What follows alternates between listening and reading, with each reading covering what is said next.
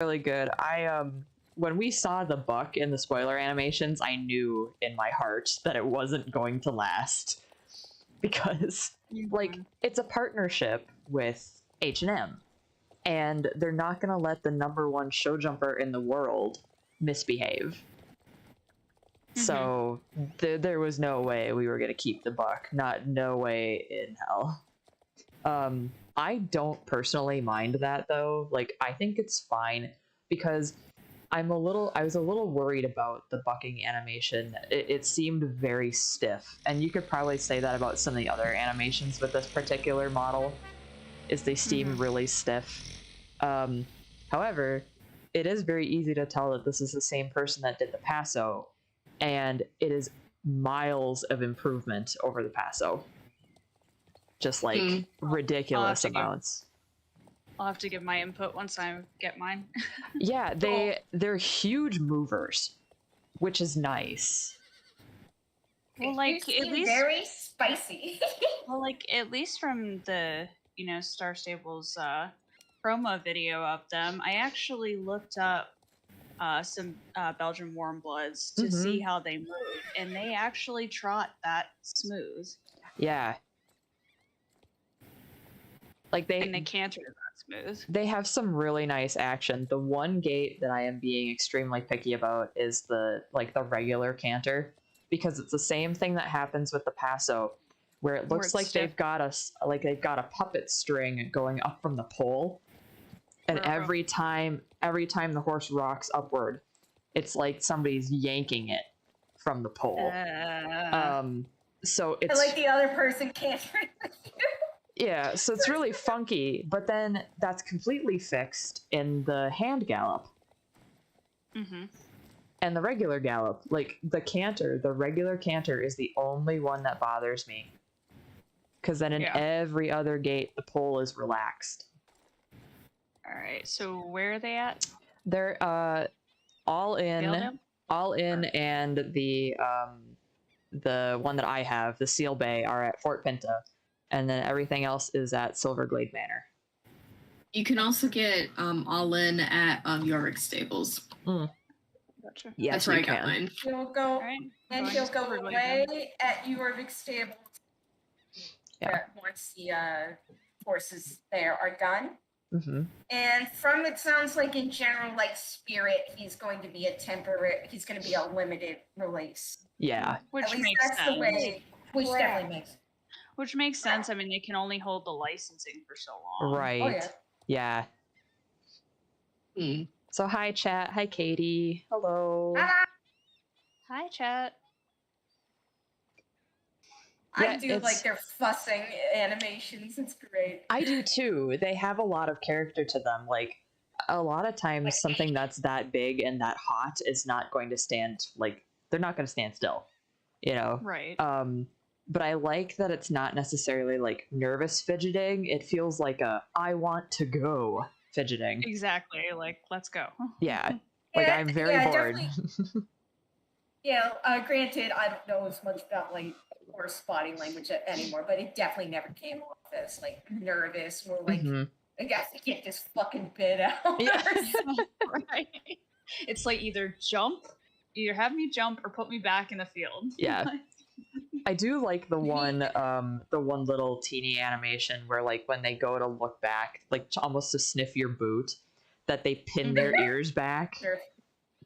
I like that a lot. I think that's funny. I think it's stinky. Yeah. They go black. Black. The rear is also very interesting.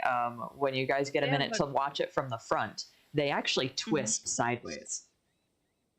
Ooh. Yeah. So I think it's Sand Illusion?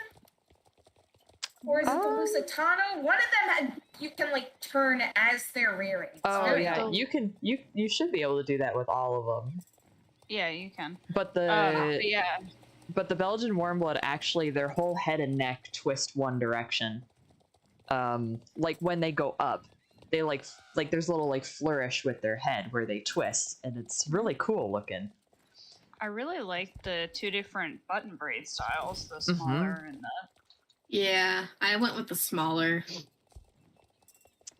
If this I'm thing just didn't sad- have the big old star on the forehead, I probably would have gone with something braided.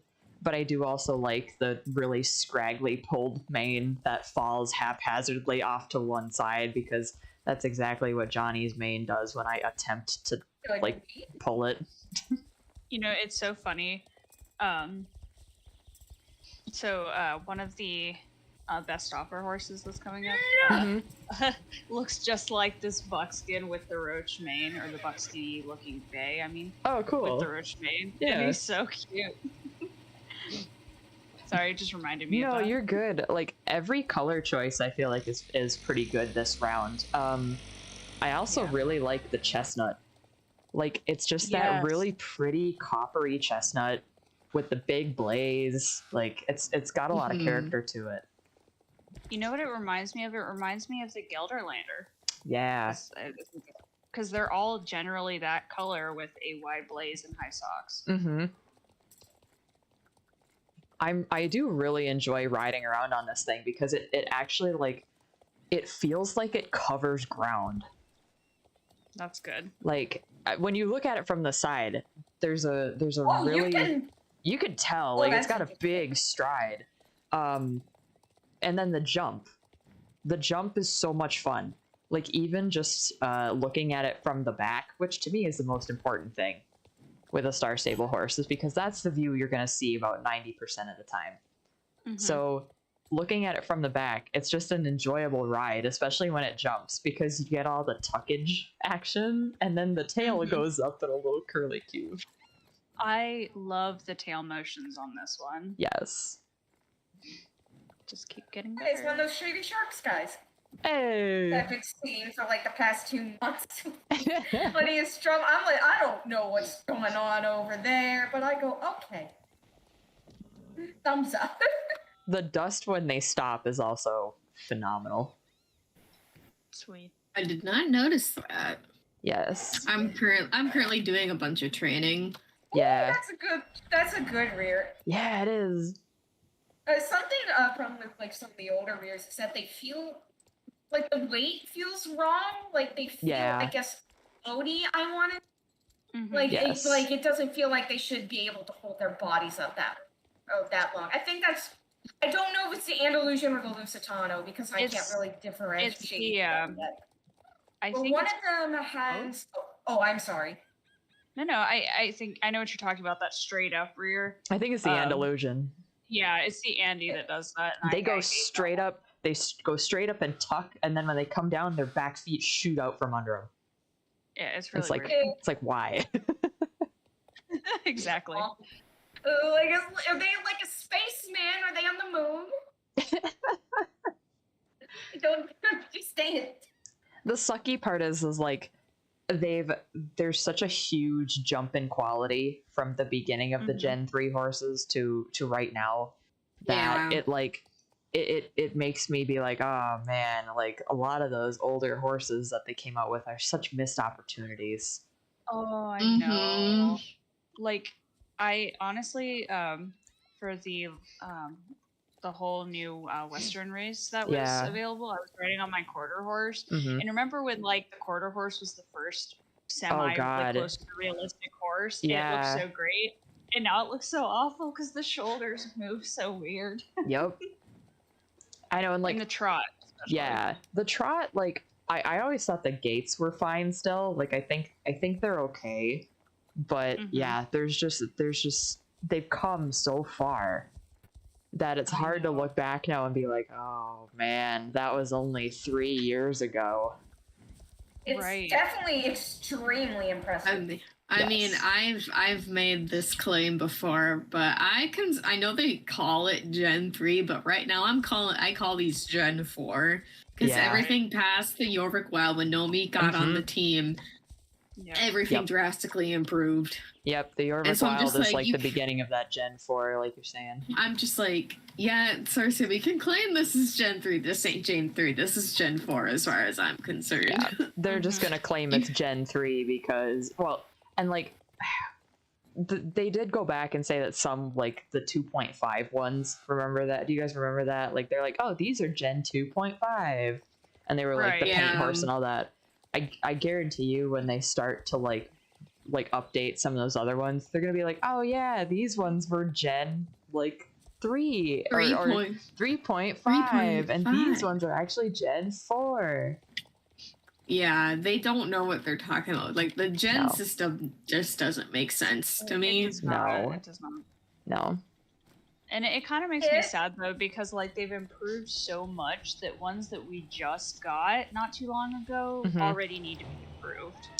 Not terribly. Like I feel like the the Frisian could probably use an improvement in certain aspects. Not like not like altogether. Right, but I was thinking more like the Andalusian, for example. Yep, Andalusian, the Lusitano, the I mean those two stick out in my head, although it's the Andalusian to me that's worse. There's something there's something sweet and charming about the Lusitano for some reason. Like they leaned too far realistic with that one, I feel. They made the head way too small. Yeah. For that one. What's your opinion on the Clydesdale if we're talking about this? I don't care for them. I don't either. Honestly, I liked them when they came out, but I think they could use a little bit of a tweak. For me, it's the hair texture on the coat. I think that's uglier than sin, honestly. And also, that was still back when they, like, for some reason, they didn't dapple any of them, so they end up looking super flat. Like, the shading's just not good. And the hair texture makes it worse. And then they really couldn't figure out how to do pinto patterns then either. So, like, the Sabinos ended up looking really weird. I mean, the one horse in the game right now that I think looks like a Clydesdale is the Shire. Like I bought the version of the Shire that I bought, that's the Dapple Bay Sabino, the darker one. That's your classic Clydesdale look. And I guarantee you they did that on purpose, because I was one of it was like I was one of the people that look of Clydesdale came out in the app, and I never went and bought it because I was like, this doesn't look right. Something about this is not right, so I never bought it. So it's like now I have my classic Clydesdale. For me, as someone who obviously doesn't understand that much about horse palettes, I think it's their face that makes a Clydesdale not look like a Clydesdale. I was going to say that too. They have sort of like this generic, like, children's storybook horse face to them, which is definitely fine. I feel like in like a sort of like watercolor style game, they would that isn't like focused on like the nitty gritty differences between horse breeds, they would be a lot better, because I do think there's like this sort of like whimsical little library book charm to them, but for this game, especially compared to like the Belgian warmblood and the Shire, they just don't look as good. They don't really have a lot of shape to their head. Like, no, they're very blocky. And their eyes are very weird. Yes. Yeah. And like it's like they got too caught up in the hair texture. It's like how when people draw hairy horses or fuzzy horses, like where their face gets lost in all this hair, and all they care about was where the hair begins and ends, and the face itself has no shape and structure. Yeah. No, it's definitely like there's absolutely a lot to be improved on with those, but I feel like that was also at the same time that they really hadn't figured out their style yet. They weren't leaning one way or another, and then Nomi came along, and all of a sudden it feels like there's consistency now. Like you can say what you want about like which artist on the team is better or which one you prefer, but at least they look consistent. Right.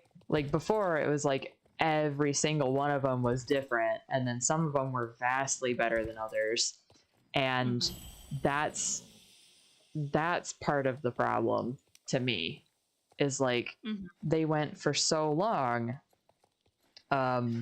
not quite like knowing what they were, like Star Stable not quite knowing what kind of style they wanted to have, and now now they found it and they've kind of hit their stride.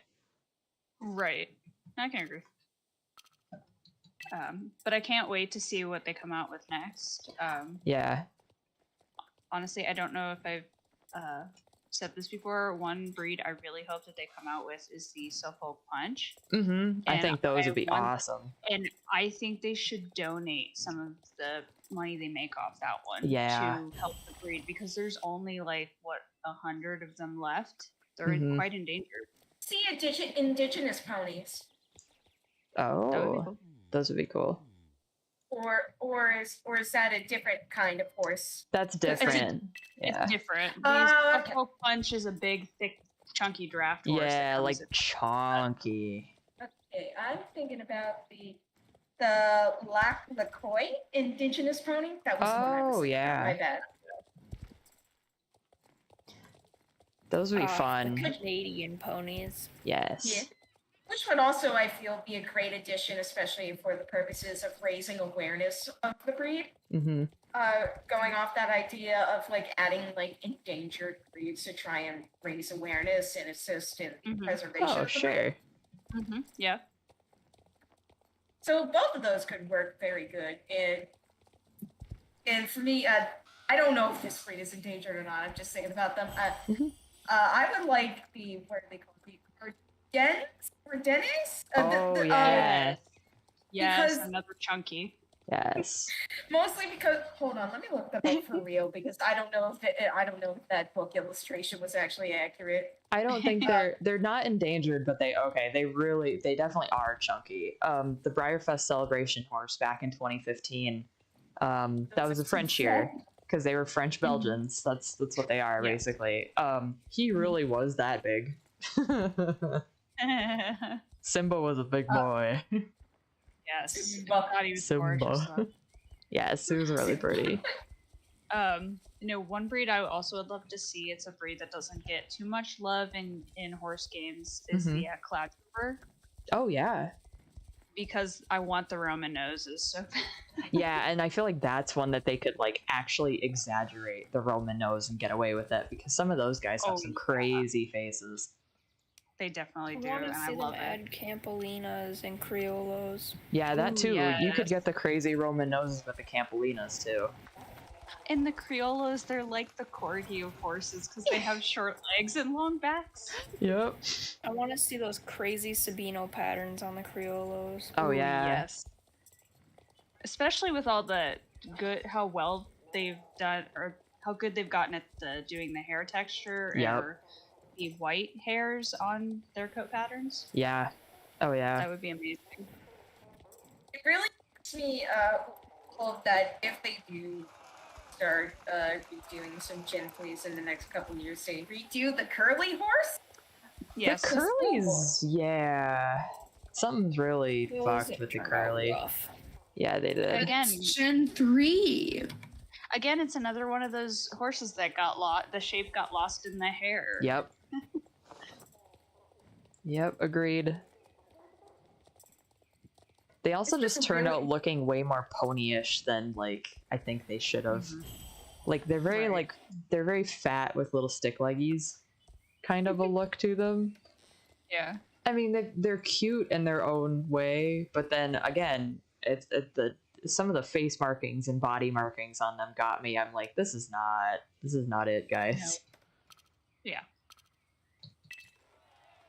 Their hair is just like clumpy. I think with the model stuff they've been figuring out with stuff like the Laverna, they could probably pull off the like actual texturing off a lot better now. Yeah. Yes.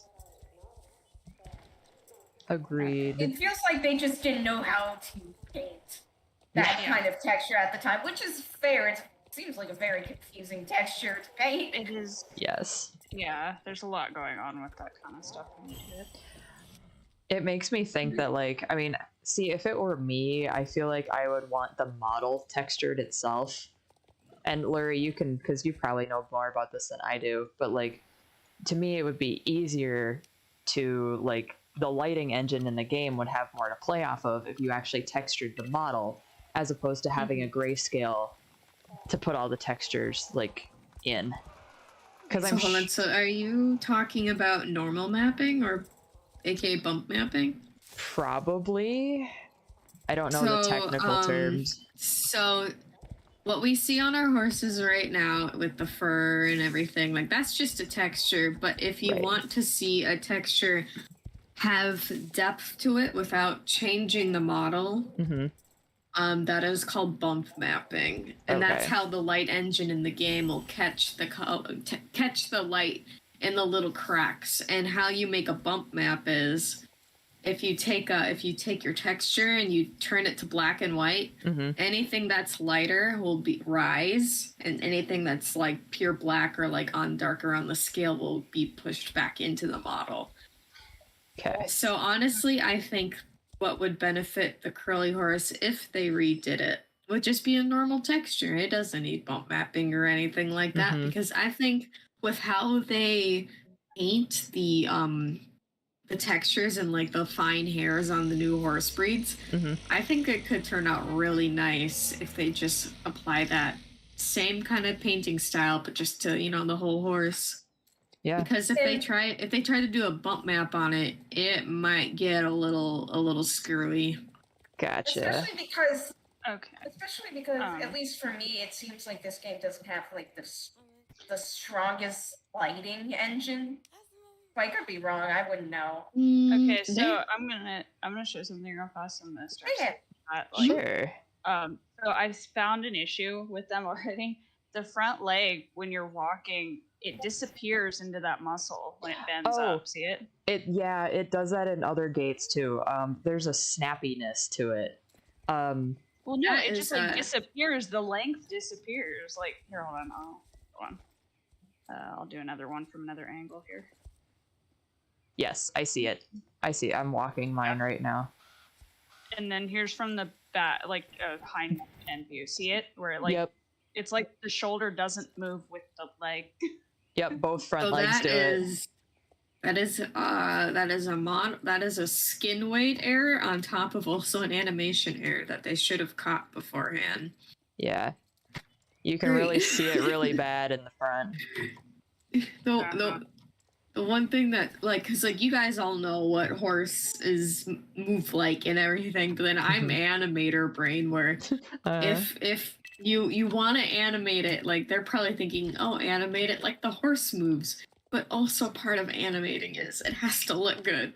Right. If you try to make it, if you try to copy perfectly like real life does, you're not really animating correctly. Right. Animation is all about exaggeration and like the principles of animation. So it's like, no. You should have probably talked about that to you. And there's a pop in the running animation too. Oh no, my animator brain is now working. So I'm gonna start disliking the horse. But yeah.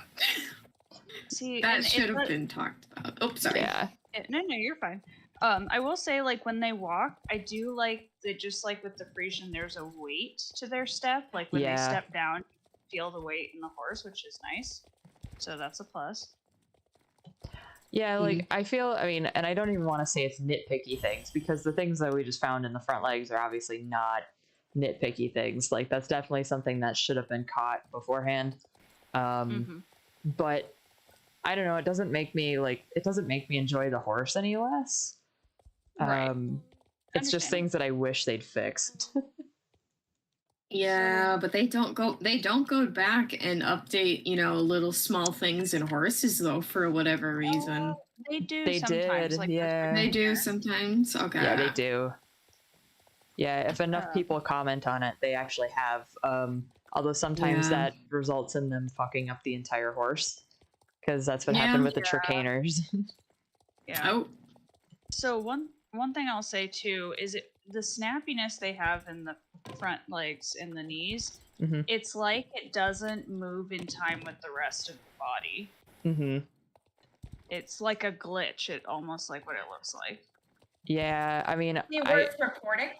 No, I feel like they were going for when there's a lot of show jumpers that have very snappy knees, and they'll tuck their knees up really, really quick when they jump. So I feel like that's probably what they're going for, but it might not translate super well. Well, in the leg bit that I mentioned before, like it really distracts from that, and it makes everything look like it doesn't move together.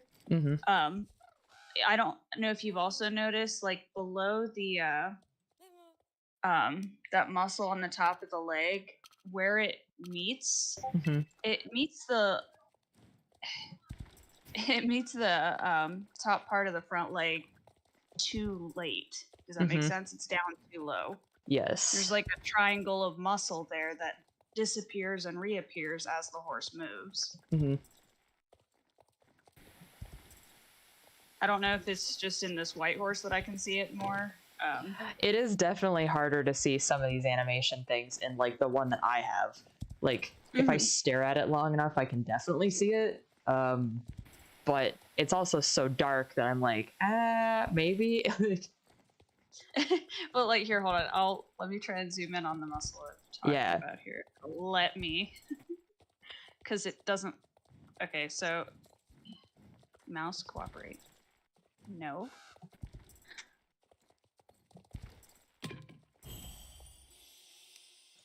Does not want to. Alright, hold on.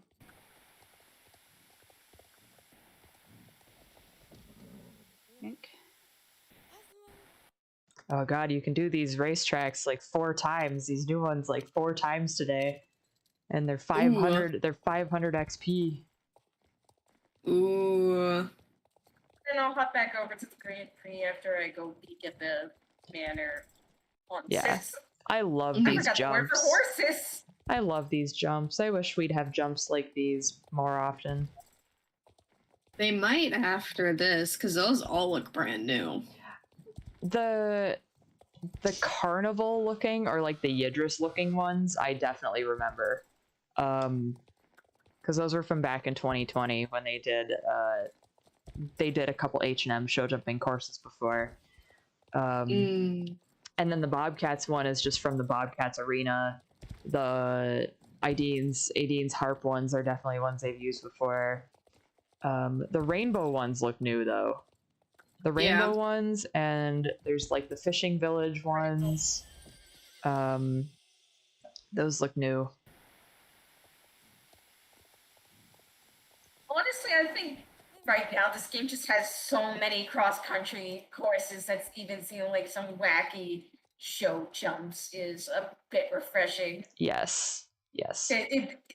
Once again, one of my main criticisms at the moment is that there just needs to be more variety in what the kind of equestrian is that we can do. As it is, it's just like 90% cross-country to me. Also, there's like a giant swarm of people in front of me. Okay, so I've circled the muscle that I'm talking about. I don't know how well you can see it on this. If you click on the picture, you can see I circled it in red. Oh, okay. Let me see. Come on, phone. I gotta look at it on my phone because I can't. Gotcha. Oh yeah. There's like. Yeah, that little triangle there. It, as you're walking, it disappears and reappears as the horse moves. It's really weird. Yeah. It gets sucked up in. It gets sucked up in itself. Yeah. That's a skin weight issue right there. And that'd probably be something to write to them about. Yeah. Yeah, there's definitely like it definitely feels like oh yeah, I can see it. It definitely feels like it definitely feels like an error. It definitely feels like something that was not intended to be there. Right. Yes. It's like it makes me trying to see if it's just as bad on the other side. Yeah, that's a skin weight issue. Well, and then like in the chest too, like if you're looking at it from the front, one moves up more than the other. That and also the chest muscles don't stretch downward with the legs. When the horse moves the legs back, which is a problem. You see, this is why I've said this like a long time ago before too. But it would be a lot easier to make a video like this now, but just like an animator reviews Star Stable horses. Oh yeah, and they would be super fun for me to do, just because now that there's like that horse window, I don't have to actually like film too much or ride all the horses around to like actually film it. I can just do it from the window. Right. And then ride it from the back to show like how it's actually like in motion. But like, if I ever in my life find the time, Yeah.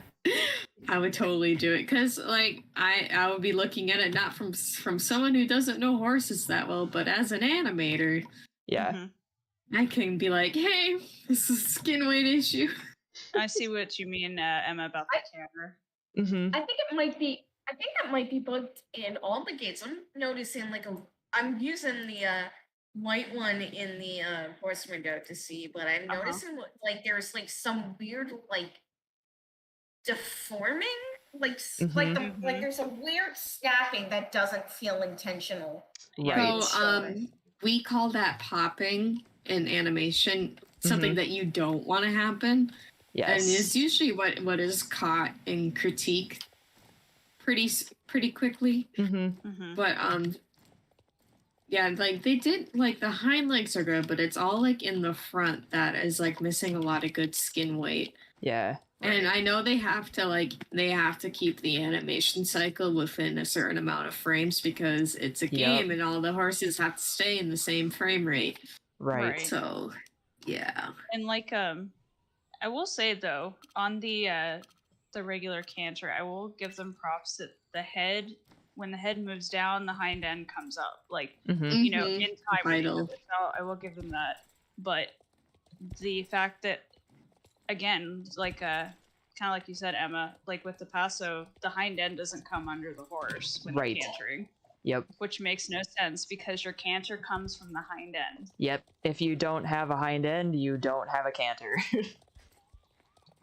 There's definitely a very obvious skin weight issue on the right shoulder in the fast gallop. I can't pinpoint exactly where it is, but looking on at least the front horse head on, there's like a weird, like something's shifting in a way it shouldn't be. It's got to be the that popping issue that we were talking about, because like it is actually just on the if you're facing, it's on the left side of the horse.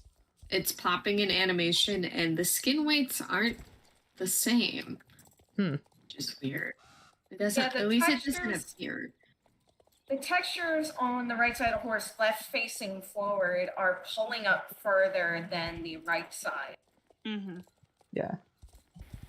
Which gate are you at looking at? I'm on fast gallop with the white horse, since that's the easiest to see these weirdness on. Looking at head on. Okay, I mean, I'm not as concerned with the muscles with one side moving higher than the other, because in real horses they either have a favorite side, just like we have, you know, right hand versus left hand. But you know, but in a game, it's not something you would expect, because because in the game, these horses are technically perfect, conformationally wise, gait wise. They're not. Right. They're an ideal. They're a stylized ideal. Yeah. Yes. But good to clarify, because I saw that and I was wondering if that was part of like the skin weight issue, or it should be. It's a pop, and it's a pop. It should be a lot smoother than that. Okay,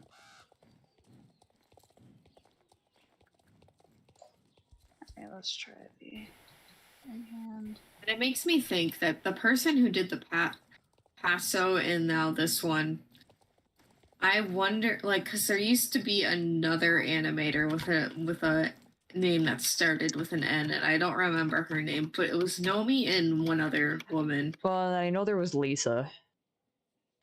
Yeah, I feel like this is a new person, because I feel like they started with the passo, and you can tell they're aiming for more realism and other than stylization. Because I'm just gonna go out and say it, that I still think that the Welsh bee pony is like the most beautifully animated horse in this game. And I have a feeling Nomi did that one, because I think Nomi did the Arabian. Yep, and they're very similar. They're very similar, and Nomi does a perfect blend of stylized and realism. Yep. But this Belgian and the passo are like, it's okay, but it's not hitting that same feeling that the Shire is either. Right. I think Nomi did the Shire as well. Yeah. Like, I don't know. I and see if you guys feel this way too, is I don't think that Star Stable has a quote style guide. I don't think they do. I think it's very messy, and they're just kind of throwing in what they think is gonna work, and they're getting artists that like they have their own style. So it's like, okay, you work on this horse and you work on this horse, but there's no like, all right, so when we do eyes, we do them like this. When we do bodies, we do them like this. Like if you got a job at like Disney, you'd be expected to make everything to Disney's standards, to Disney's style guide.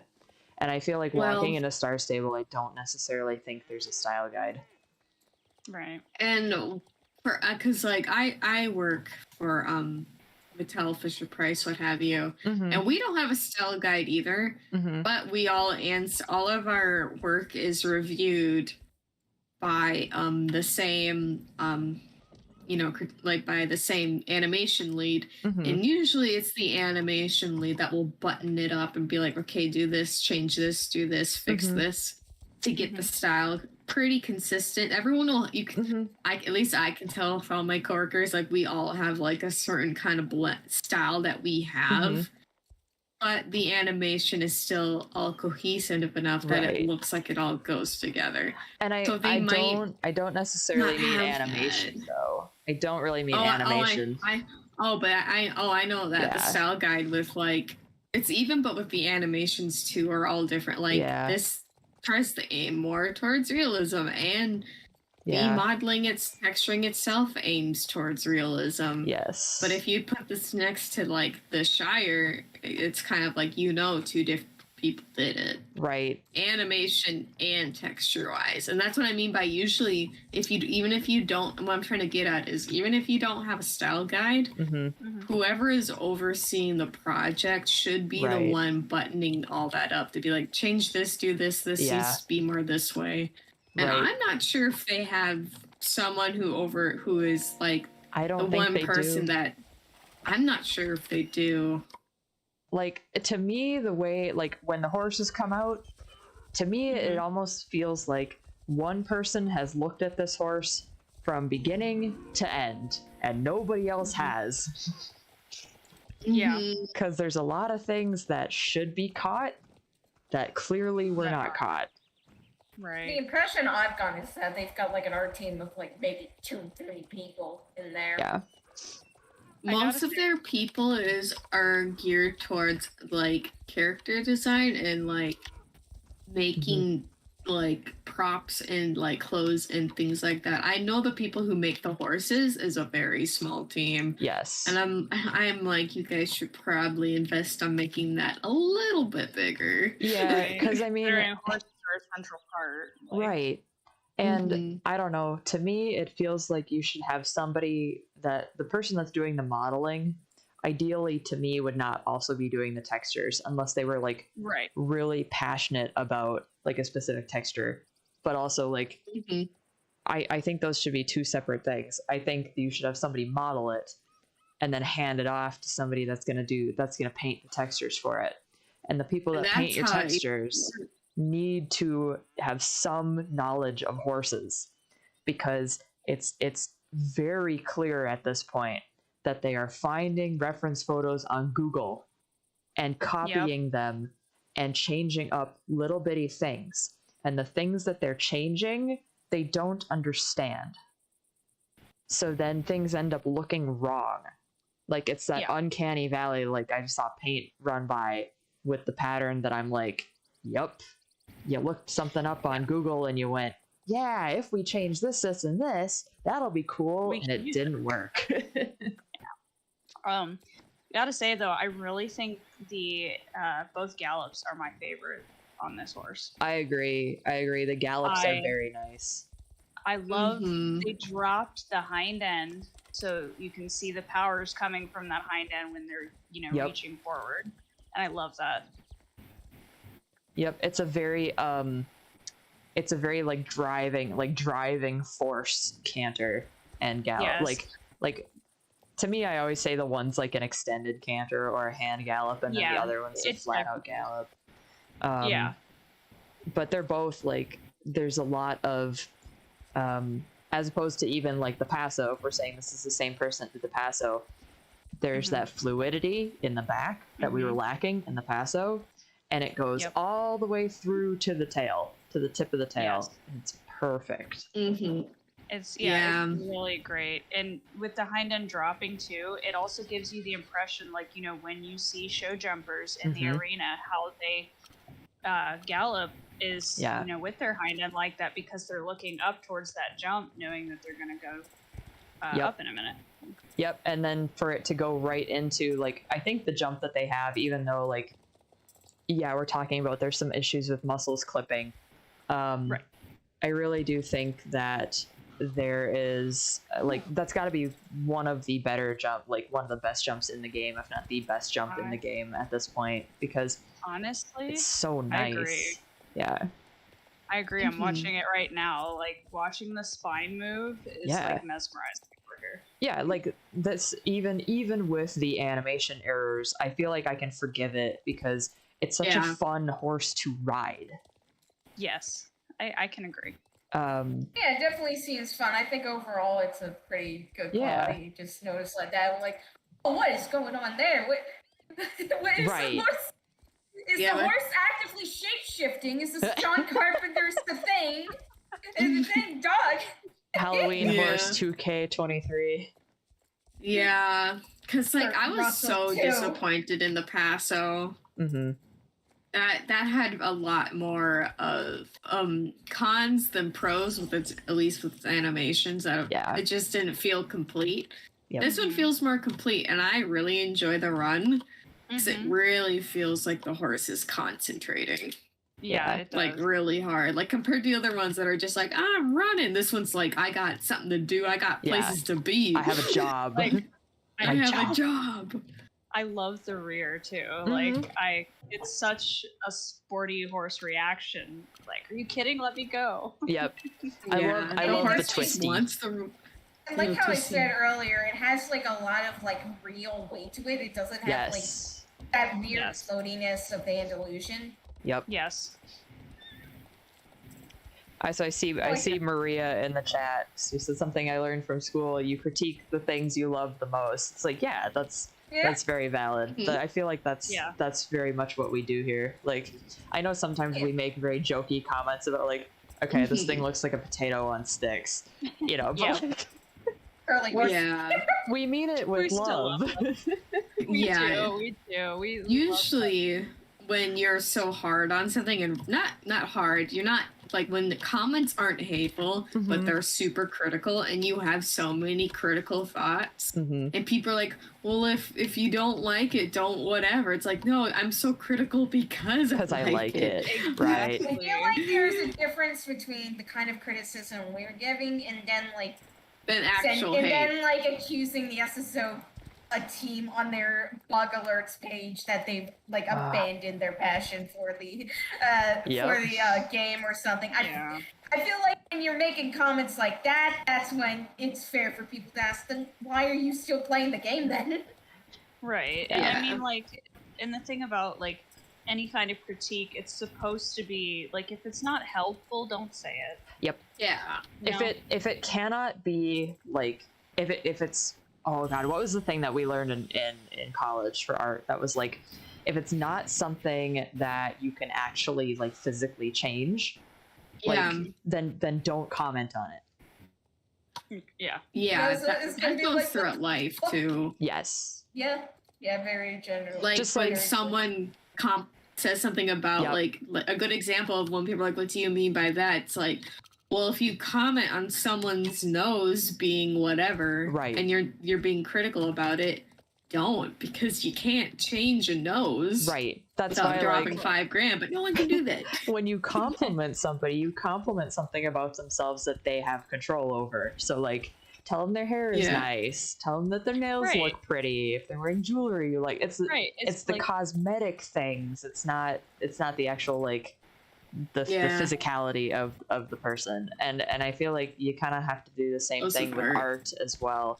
It's a different like level of that, because you kind of got to be like a bit more, I feel like you got to be a bit more careful, because there are some things that, okay, you might think, oh yeah, that might be an easy change, when it's really not an easy change. No. And this is something that the model horse hobby needs to learn, like big time. And well, people that consume media as well. I feel like people that consume media that aren't creatives, and I don't mean that as in like you guys aren't creative. I mean that as in like you're not the ones actively making things in the same way. It's like if you don't work in that field, you kind of have a skewed perception of how things work. It's like a magician's trick without knowing how it's done. Right. You just see the end result, so you assume it. So you just assume that it's a snap of the finger, sleight of hand, and then you try and do it yourself, and then there's like all these gizmos and gears that you gotta like learn how to like pull your sleeve up in just the right way, and that's like fucking learning acrobatics with your fingers, and you're like, oh god, never mind. Batsy, I understood you completely, but I feel like that has to be one of the most incoherent things you've ever said on the stream. This is just how I talk. I know. We love you. And I was nodding sagely, like, yeah, I get it. But then I'm like listening to what you're saying, and I'm like, oh god.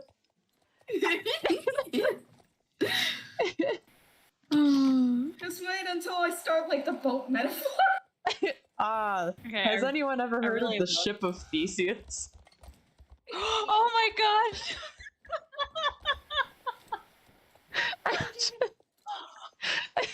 I'm not gonna go down that road today. No, but we have to go down that road later. No, but like because has anybody? I think maybe Ashley, you might have. I'm not talking about it in the like Marvel sense. I'm talking about it in the distractable sense. If you have yes. Okay, good. Okay, good. I thought you did. I thought you did. It's like, oh god. I hope somebody gets that. I have to look up the boat of Theseus because the Minotaur is one of my favorite characters in mythology, and if I don't know something related to the Minotaur, am I a real Minotaur? So basically, like, I'm not gonna go into like I'll send you the link later to that clip from Distractable because it's just so funny. It's so great. But the ship of Theseus is like the idea that, okay, so if you have a boat and say something's wrong with the boat and you have to fix that part of it and you keep fixing and fixing and fixing and fixing, so if you get to a point eventually where nothing on the new boat is the same as the old boat, so is it the same boat? Yeah. Like, in my heart it is. Okay, so I have an idea. Let's talk about this in relation to Star Stable. Horse. So everything in because I see a lot of people making the arguments of like, this isn't even the same game anymore, like, oh my god. And so is it the same game? Because now they've changed so many things. And like, I'd say it's the same game. It has the same general vibes. It has the same like general purpose. And that's how MMOs work. They're constantly in development. Please. I say it's the same game because I am still in the same summer vacation, riding a horse on the same island, trying to kill Cthulhu. It's the same game. It's only been 1 week. It's only been 1 week since I looked at you. Yeah. Okay, so conclusion. Star Stable is the same game that it was 11 years ago because we still have not finished the quest line that was only supposed to last a month. Done. Yeah. Done. Why is it still summer? Why am I still here? Am I a young adult or am I a teenager? Where are my parents? Speaking of, did you guys happen to see that there's a potential that we might actually get snow on the ground in Jorvik again this year? Yes. Yes. They actually have the toggle button in there now. Yeah. What? It's in there? It's in there? not in the game, but in the file. Mm-hmm. They found new stuff about the snow, not just the shaders. Yep. CC has a video out that came out a while ago, and I can't remember if anybody posted it in the chat. Oh. If we did, yes. we really didn't talk about it very much. But it used to be that, well, and this is before I started playing. Like, I think Ashley, you probably played long enough to remember the snow on the ground, maybe. We do what now? Did you remember the snow on the ground? Because I don't. I definitely don't. No. Okay. No, I do not. Okay. Because I guess a while back, like way far back, they used to have snow on the ground for winter. And it really wasn't like user friendly for people that had slower computers or older computers, because it just like it was too much to load in. So they got rid of it. And they came up with the winter village. That was part of it, like part of a low compromise. And then the past couple of years, there's also been a cool filter over the whole game, as well as like falling snow, but never snow on the ground or on like objects.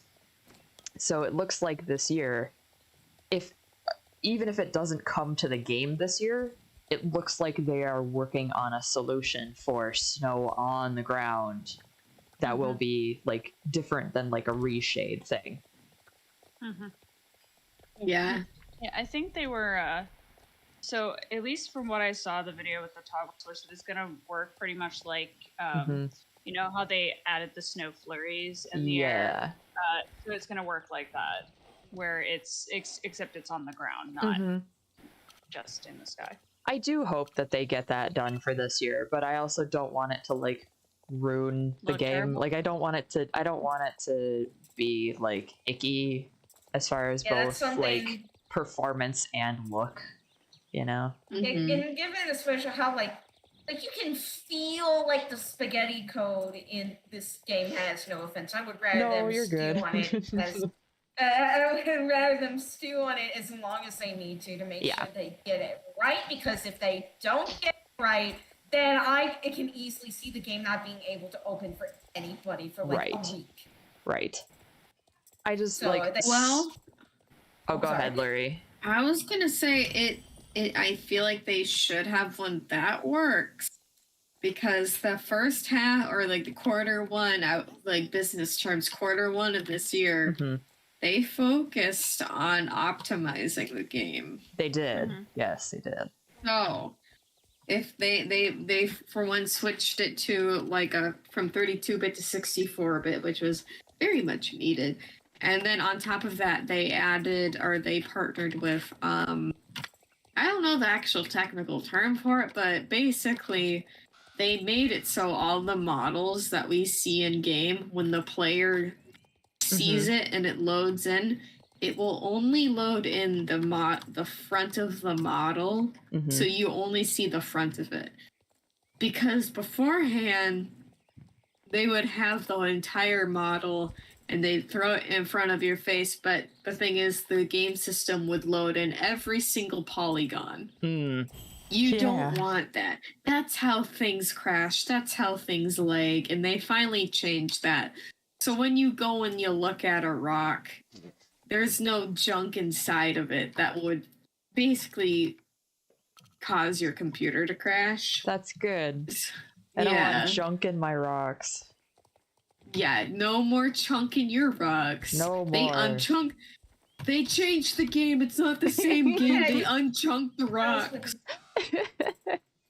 Also, can I say I am really, this is completely unrelated to everything. I'm having like an ADHD moment. I'm sorry. Please. Sad because all the new tech, the new red tech looks like it could probably work great on the Timbo to fulfill Milkbag's funny Canadian look. Oh god. But none of them are fitted for the quarter horse. They're fitted for like, hold on, what are they? Oh, the brand new saddle pads are only for the Belgian warmblood right now. Yeah. Yeah. Sorry, Milkbag. They are open for some other stuff. Oh, they did work on the paint, or the Laverna. I did try it on the Laverna. It did work. What do you mean? It's not letting me see what the breeds I can... You want a saddle pad? A red saddle pad that could go on it? No, I want a red and white tech set. because Canadian flag, because oh wait, no. I wanted to at least test attacks. They're in like, sorry, my thoughts are everywhere. I'm having a Columbo moment. In the Belgian Warmblood presentation video they released today, one of the attack sets they showed off for riding me, it's like this red and white set. I assume that was part of the new stuff that was released today, but looking at it, apparently not, because the saddle pad was a red one with a white trim. Let me actually I think that is new. On. I think that is new because the boots are red and white. Let me go grab a screenshot of it. Because I was looking for a new tack this morning, and the there's that blue. Well, all the new ones, they're definitely new because they're also shaped differently than anything we've had before. They are actually those are shaped only fitted more like those are only fitted for the warmblood. But if you want an alternative, I think it will go on the quarter horse. Is the red saddle pad that is sold on the Baroness racetrack. That's what I have on my Belgian right now. It's red, white, but with a black and white trim around it. So if you wanted an alternative for now, because they're gonna take a long time to retrofit things. Either that, or you might have to wait until Christmas. It's tax set. Yeah, that's the saddle. The saddle and the bridle are not new, but the saddle pad is new. Where is it? Because it's not appearing in the local store as far as I can. Oh, I see it. It's just that the white trim was hard to see. Yes. Because of the background. Okay, I see. I hope it gets fitted to the quarter horse someday. Yeah, I at least like to preview it onto. It's from their first batch of eventing tack. Because then the second batch is when they did the Baroness's stuff. Yeah, so I think the earliest model that would fit on is the thoroughbred. Probably. Yeah, because that's when they came out with the racetrack. Although I think the Lusitano and the Andalusian can actually wear those as well because of the equestrian festival. Lusitano and Arabian, I think. I don't think the Andy. Okay, because I thought it was whatever ones came out during the equestrian festival. I thought they had adapted the them. new stuff from, if I'm reading this right, they can only be worn by Percherons, American Paints, Appaloosas, Hanami, Sedna, Proteus, Galaxy, Laverna, Belgian Warmblood, and HMN all in. Why am I saying N? Okay, yeah. So and from Pokemon. I wasn't crazy. Because this morning I went into the store on my Laverna, and I was messing around, and I was like, "Ooh, new saddle pads!" And I clicked one, and it worked on the Laverna. And I was like, "Wait, is it supposed to do that? Does it really fit it? Is that an okay? Are we doing this?" Oh, there's gonna be a champ in 5 minutes. Oh shoot! What is the champ? I think it's Golden Hills. Yeah. Golden Hills. I'll go over there. I got mine up to level 7. Mine too. Also, guys, there is so many races that are just 250 XP now. It's insane. Yeah. I know, it is good. It's great. Whenever I go out to do training now, I was able to bump my Laverna from level 12 to level 14 with all the races. Yeah. But yeah, because there's now there's both of the Valedale, a hidden one is the Valedale Lake. Both of them are 250, so you get 500 XP. And those are both just fun. Those are just fun ones. Speaking of races, is the secret star race still in this game? And if so, how do I get to it? Yes, it is. You need to go take the trailer to New Hillcrest, New Hillcrest Stables. And then you ride along the beach. You ride along the beach until you see there should be these 2 flags that are, I think they're laying in an X pattern on the cliff face. And if you go over and click them, they should actually start the race. Okay, well, I know what I'm going to do after this chip before bed. I think you can actually get it to work Like, I think you can still do the race even though, like, even if you've already done it. It's not going to count for anything, but I want to say you can still do it. Because, like, I've already done it. Oh, I've never done it before. That's why I'm asking. I have no idea. I'm like, what are they talking about? Is this still in the game? Oh, something else that I wanted to kind of bring up, and I know, like, I've talked about this, like, off of stream, I believe, at least with Courtney, but I don't know if I've talked about this on stream, is how do you guys feel about the weekly updates? Do you think that it's do you guys see it as sustainable going forward, or do you think that Star Stable has actually fucked themselves? I don't know. I think it's sustainable. I think it's sustainable too. Okay. I mean, whether it's a small update or a big update, I mean, I'm sure they'll have plenty to keep us occupied. Because I feel like, just compared to some other MMOs that I've played and other games that I've played, that, like, I feel like Star Stable's player base has, over the years, like, been a little spoiled with getting weekly big updates. And now the players are like, why aren't we getting this update? Why aren't we getting this update? Why isn't this update have any substance to it? Why is this only taking us 2 minutes to do?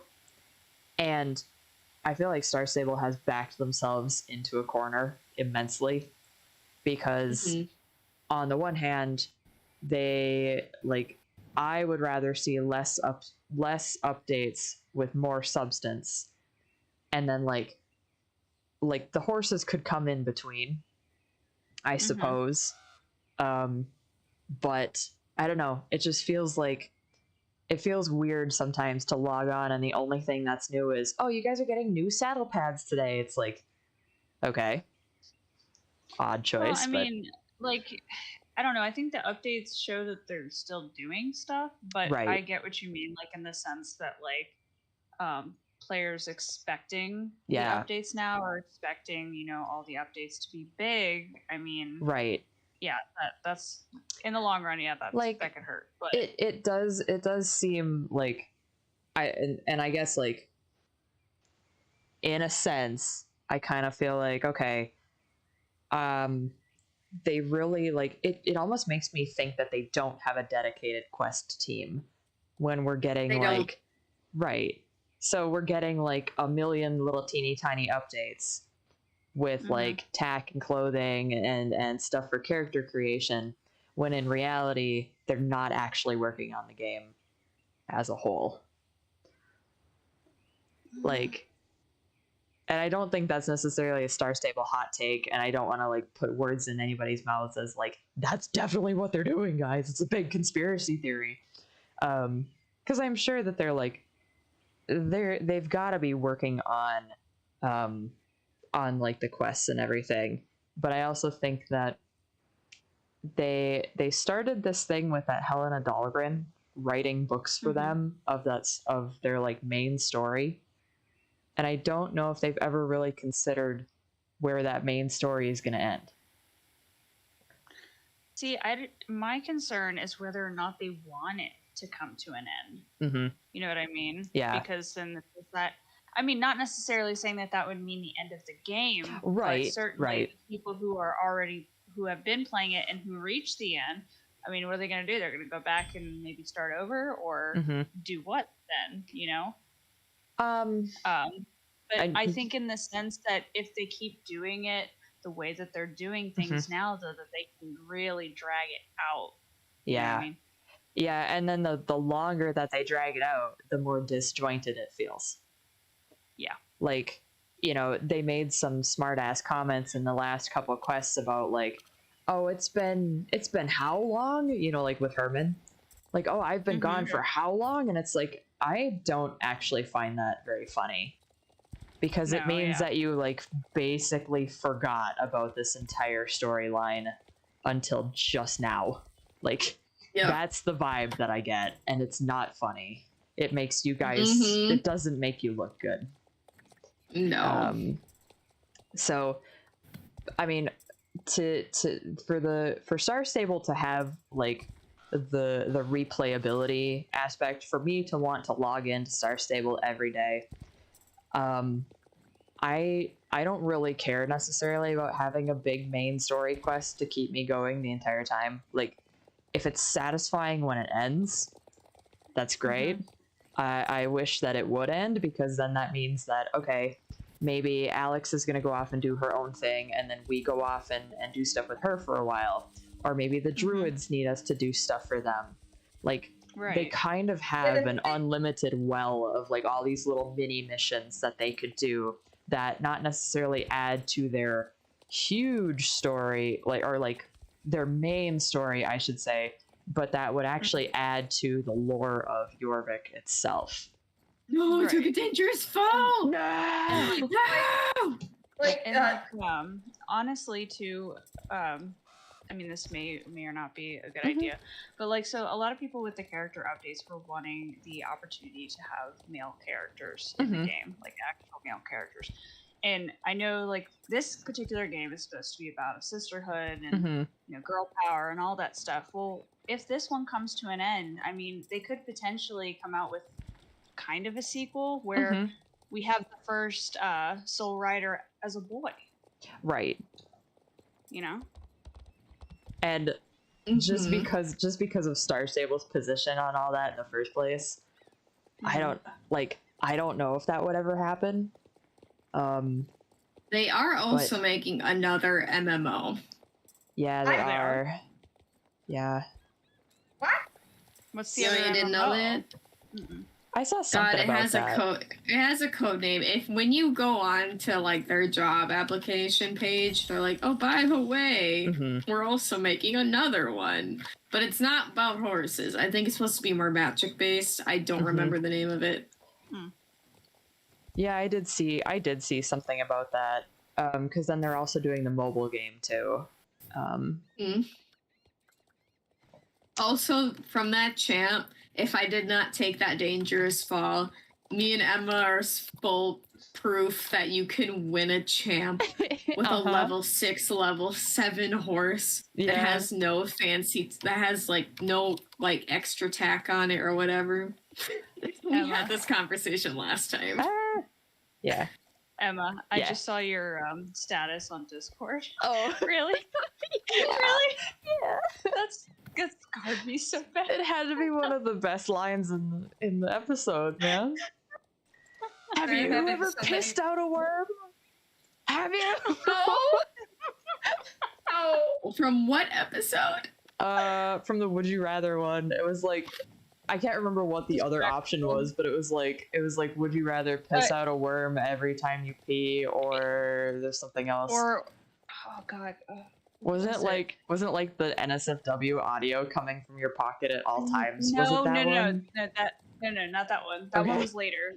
So, but oh god, I think it was something like really like, oh man, damn it! You're gonna make me want to go back. I know, but the worm one, it wasn't the. No, and like some of them I don't want to say on stream because I'm like. Right. Oh god, that's not appropriate. That's not appropriate either.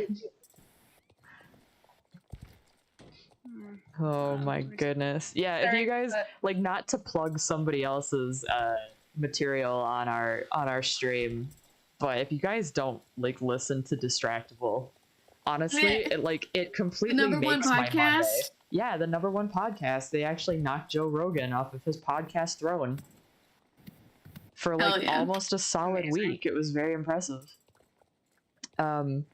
It's honestly very, very funny, and it just like, it makes my Monday. Like, I listen to it Monday mornings, and it just Emma, makes my day. Emma, where are you? I didn't get to show you my horsey. Oh no, I'm running. I'm coming to you. I'm running. Hang on. Where are you? I'm doing the first Golden Hills race, so hang on. Okay, I want to show you my horsey. Yeah, hang on.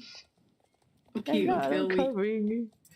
Okay, sorry, I'm having... And after you show me horsey, I'm gonna pop off stream. I'll stay on voice chat. I'm gonna pop off the stream. Oh, that's your fault. Okay. Here I come. What I was trying to say, I'm having two big. So what is with these fireballs in this race? Hold on. Okay, I'm sorry. My two thoughts. One, I forgot my thought. God damn it. Dude, they're working on a second. Oh, pardon. Yes. Yeah. Why?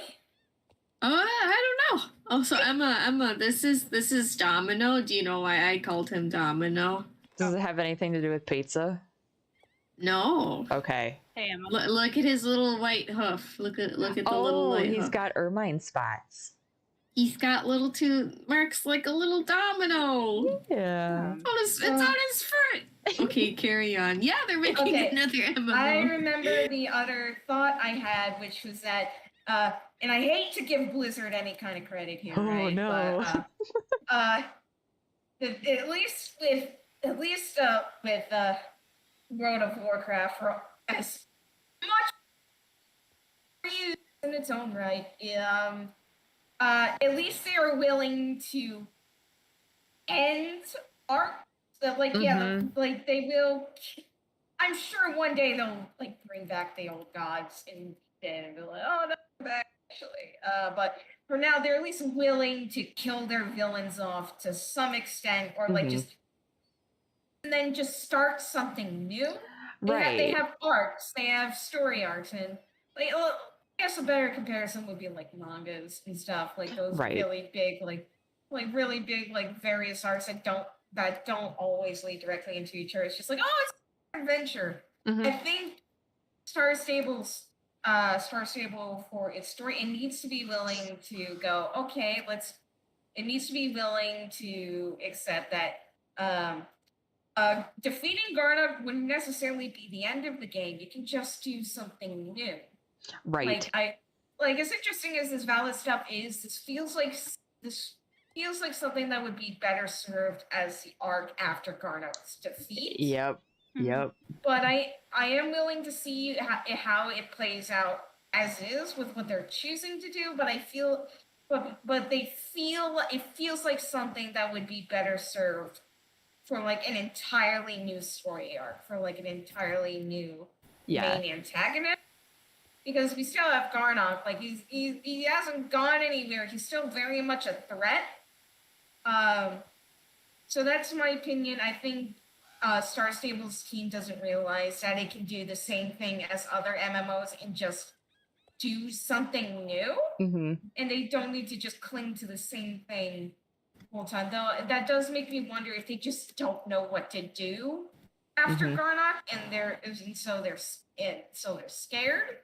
Yeah. Is like and like for that I want to say, like, as much as I feel like the weekly update system is risky business, on top of the discussion earlier, I feel like weekly updates could risk crunch or like very unhealthy work habits, especially with how thin and disorganized the SSO dev team very clearly is. I feel like if they had like a Blizzard or Square Enix or Amazon sized team, it would be something I would have a lot more confidence in. But considering how small the team is, how taxing MMOs are to make, and like we said, the expectation the fans have, it feels like something that could come apart really easily and devolve into very unhealthy working conditions, which is the last thing I want these people to have to go through. Star Stable is anti overtime, so. Oh no! I'm well aware that my concern is how long can you keep this up before some like inexperienced or apathetic middle management starts like trying to erode that a little bit. That's what I'm worried about. I'm worried that weekly updates will start to erode that desire to offer a safe working, a healthy working space for people, and will start to encourage overtime and crunch to keep up with those weekly updates during times when they don't have that content on hand. And then if that starts becoming a precedent, that just like all falls apart. That's it. But if they can pull it off without that happening, that's great. I just don't have a lot of confidence in it right now, given their very obvious disorganization and how small their team is now, especially since apparently that team is probably spread a little thinner because apparently they're working on a second MMO. I'm on their website or their job website right now, and a year ago when I was looking at it, they were hiring character animators for that MMO. Also character animators to do Sabrina and like the Dark Riders. That MMO is no longer listed on the job site ? But they do have Wild Song on there. Yeah, Wild Song's the little app. It looks so cute. It is cute. If you go to wildsong.com, it's actually looks freaking adorable. I wonder. Just like, oh my god, we're about it. I wonder if they said that it was another MMO because of it is like like part of me is like, oh, did they say it's another MMO just so that people wouldn't like be like suspicious that it's for Star Stable, or is it actually like another MMO? But now this disappeared. Which in my opinion, good. I do not think they have the resources to develop second MMO right now. Also, Batsy. Hi, Batsy. They're also hiring for a game content designer for Wild Song, and it is remote. So link that for me, please. Yes. And I'll get on it like tomorrow or yeah Friday. And if you want help figure out what to put in a portfolio for that, you know where I am. Yeah, I'll definitely reach out. Thank you.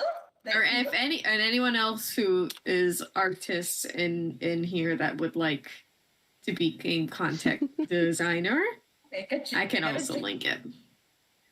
Yeah, definitely, please. Thank you. The one thing about Star Stable is I don't think a lot of people actually go looking at it for job hunting, you know? Yeah. All right, guys, so I'm going to hop off stream. My stream! I don't think I'm going to be able to do Saturday because we have a vendor sale that ends at 7 p.m. Yeah. So I'm probably take a not nap going to worry about, but good night stream. We'll see you next Wednesday.